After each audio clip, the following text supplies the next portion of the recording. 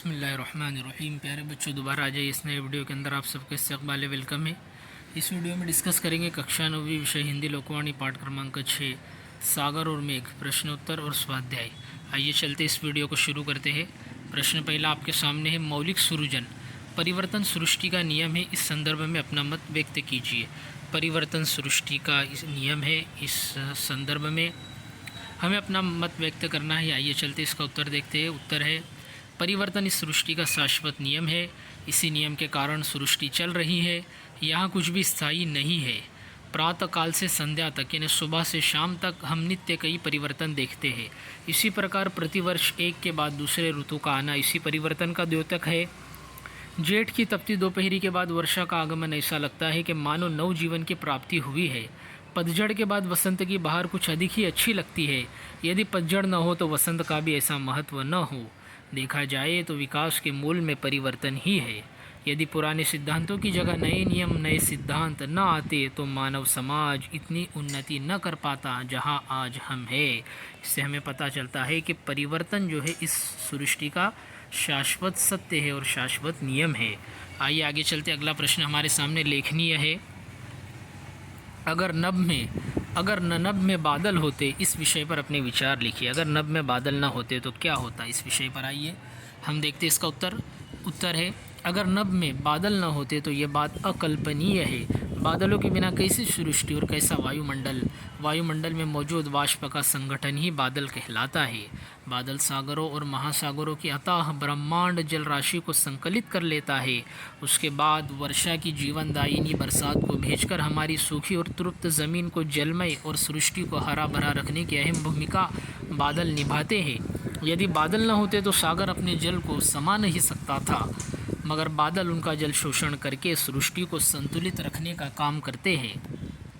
सदा नीरा नदियाँ निरंतर अपना जल सागर को समर्पित करती रहती है। यदि इस जल के शोषण के लिए बादल ना होते तो ये जल राशि इतनी बढ़ जाती कि सागर के तट और निकटवर्ती क्षेत्रों में जल समाधियाँ बन जाती, बाढ़ आ जाती, तूफान आ जाता, सुनामी आ जाती, यह विनाश लीला मच जाती। दूसरी ओर वर्षा के अभाव में पृथ्वी पर जीव सृष्टि नष्ट हो जाती। वर्षा के बगैर किसी भी प्रकार की वनस्पति जीवित नहीं रह सकती। अंततः पृथ्वी पर जीवन समाप्त हो जाता। अगर नभ में बादल न होते तो पृथ्वी पर जीवन जीना मुश्किल हो जाता, जीवन समाप्त हो जाता, वनस्पति समाप्त हो जाते और जो है सृष्टि यहाँ पर पेड़ पौधे दरख्त सब समाप्त हो जाते। आइए चलते अगले प्रश्न की तरफ। अगला प्रश्न है, पाठ के आंगन में नंबर 1 उचित जोड़ियाँ मिलाइए। पहला है, अ में दूसरे की करतूत पर गर्व करने वाला। कौन है दूसरे की करतूत पर गर्व करने वाला? तो मेघ है इसका उत्तर।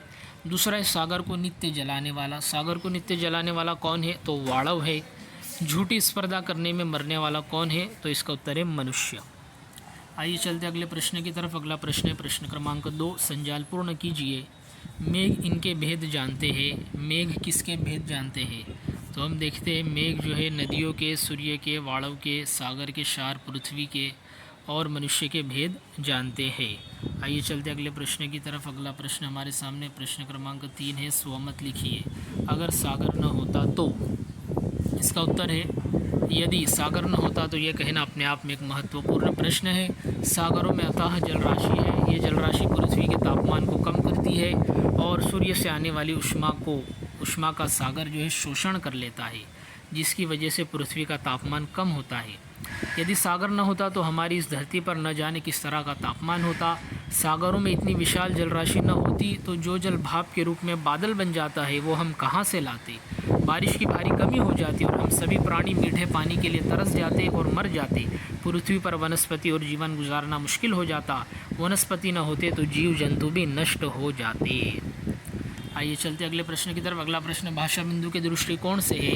इसमें पहला प्रश्न है, निम्न वाक्यों में से सर्वनाम एवं क्रिया छांटकर भेदों सहित लिखिए। तो आइए चलते, सर्वनाम और क्रिया जो है छांटकर हमें भेदों सहित लिखना है।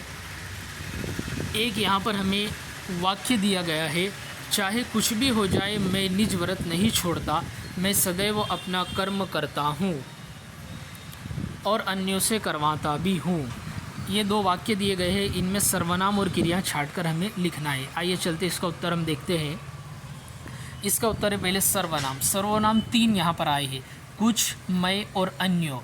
तीनों को अलग अलग करके हम देखेंगे। कुछ, ये जो है अनिश्चयवाचक सर्वनाम है, अनिश्चयवाचक है, ये कोई निश्चय व्यक्ति या निश्चय वस्तु के लिए नहीं बोला जाता है कुछ, ये अनिश्चयवाचक सर्वनाम है। इसी तरह दूसरा सर्वनाम है मैं, ये प्रथम पुरुषवाचक है, ये जो है प्रथम पुरुषवाचक है। अगला जो है अन्यो, ये जो है अन्य पुरुषवाचक सर्वनाम है। उसके बाद आते हैं क्रिया पर। क्रिया जो है 4 क्रियाएं यहाँ पर आई हुई है। नंबर 1 है हो जाए, दूसरा है छोड़ता, तीसरा है करता हूँ और चौथा है करवाता हूँ। तो हो जाए ये अकर्मक क्रिया है, छोड़ता ये जो है सकर्मक क्रिया है, करता हूँ ये संयुक्त क्रिया है और करवाता हूँ ये प्रेरणार्थक क्रिया है। आइए चलते अगले प्रश्न की तरफ। अगला और आखिर का प्रश्न, निम्न वाक्य से संज्ञा तथा विशेषण पहचान कर भेदों सहित लिखिए। पिछले प्रश्न में हमने सर्वनाम और क्रियाएं लिखी थी, इस प्रश्न में संज्ञा यानी कि नाम, नाउन और विशेषण यानी कि एडजेक्टिव, सिफत हमें लिखना है। आइए चलते हैं। वाक्य दिया गया है, मोहन ने फलों की टोकरी में कुछ रसीले आम, थोड़े से बेर तथा कुछ अंगूर के गुच्छे साफ पानी से धोकर रखवा दिए। आइए चलते इसमें संज्ञा और विशेषण छाट कर लिखेंगे। संज्ञाएं 8 है, इसमें 8 संज्ञाएं, 8 नाम, 8 नाउन आए हुए हैं। मोहन, मोहन ये व्यक्तिवाचक संज्ञा है, एक शख्स है, मोहन एक आदमी है। फल ये जातिवाचक संज्ञा है। टोकरी ये भी जातिवाचक संज्ञा है। आम ये भी जातिवाचक संज्ञा है। बेर ये भी विशेष जाति का नाम है, इसलिए जातिवाचक संज्ञा है। अंगूर ये भी जातिवाचक संज्ञा है, ये एक फल का नाम है। तो ये जो फलों के नाम है ये एक जाति का नाम है, इसलिए जातिवाचक संज्ञा है। गुच्छे ये समूहवाचक है, क्योंकि एक अंगूर का गुच्छा है, पूरा गुच्छा, तो ये एक समूह है, इसलिए समूहवाचक नाम है। और पानी एक द्रव्य है, इसलिए द्रव्यवाचक संज्ञा है, द्रव्यवाचक नाम है। विशेषण देखते हैं, ये 4 विशेषण आए हुए हैं यहाँ पर, कुछ, रसीले, थोड़े और साफ। कुछ ये संख्यावाचक विशेषण है, कुछ जो है यहाँ पर कुछ रसीले आम, तो ये संख्यावाचक है, आम की संख्या बता रहे भाई कितने आम है, कुछ आम है, इसलिए संख्यावाचक विशेषण है। रसीले ये गुणवाचक है, आम कैसे है तो रसीले है, रसीले होने का गुण उनके अंदर है, रसीले होने की सिफत उनमें है, इसलिए गुणवाचक विशेषण है। थोड़े ये परिमाणवाचक है, थोड़े यहाँ पर थोड़े से बेर, बेर कितने हैं, थोड़े हैं, तो परिमाण है, ये मापा गया है, बेर को कितने बेर है, तोला गया है, इसलिए परिमाणवाचक विशेषण है। और साफ ये भी गुणवाचक है, कि साफ पानी मतलब पानी कैसा है, साफ है, सुथरा है, ये पानी के गुण बता रहे हैं, इसलिए जो है साफ ये गुणवाचक विशेषण है। तो प्यारे बच्चों, यहाँ पर ये वीडियो मुकम्मल हुआ, पूरा हुआ। इस वीडियो में दिए गए सवालात, जवाबात, प्रश्नोत्तर और स्वाध्याय आप अपनी कॉपी में लिखेंगे। अगले वीडियो का इंतज़ार करेंगे। वीडियो अगर पसंद आया हो तो लाइक, शेयर और सब्सक्राइब करें। मिलते हैं नेक्स्ट वीडियो में। खुदा हाफिज़।